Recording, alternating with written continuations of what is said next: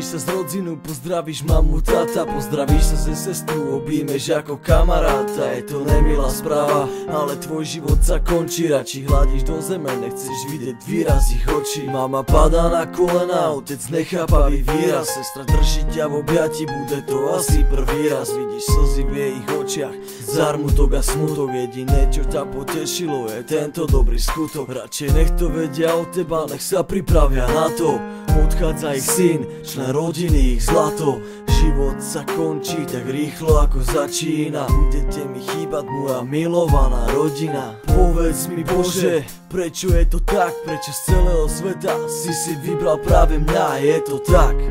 Priznám, spravil som chyby v takejto situácii, ľutujem aj chyby iných. Človek si uvedomuje, čo mal, až kedy to stratí. Čas sa nezastavuje, už nikdy nič nejde vrátiť. Z istotou vravím, že dneska som tu naposledy, nikdy už to nebude jak bývalo to volakedy. Prečo je to tak a nemôžeš to zmeniť? Zostáva len dúfať alebo veriť. Z istotou vravím, že dneska som tu naposledy, nikdy už to nebude jak bývalo to volakedy. Prečo je to tak a nemôžeš to zmeniť?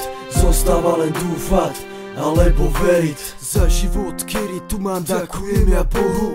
Za to, že som, píšem o tom teraz slohu. 16 barov zanechávam v tomto podmaze. Ignacio Carter ti život vážiť ukáže. Aj keď niekedy robím to, čo by som nemal, život by som si za žiadnu cenu neodebral. Ale keby som vedel, kedy dojde moja chvíľa, žil by som naplno od maja až do apríla. Preto teraz stávam o tom tieto riadky, preto teraz zanechávam odkaz krátky.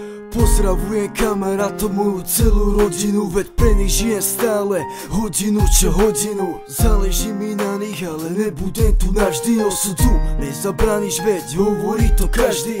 Každý musí zomrieť, aj keď si mladý človek, kade si raz dojde na ten vlastný pôrek. Z istotou vravím, že dneska som tu naposledy, nikdy už to nebude jak bývalo to volakedy. Prečo je to tak a nemôžeš to zmeniť? Zostáva len dúfať alebo veriť. Z istotou vravím, že dneska som tu naposledy, nikdy už to nebude jak bývalo to volakedy. Prečo je to tak a nemôžeš to zmeniť?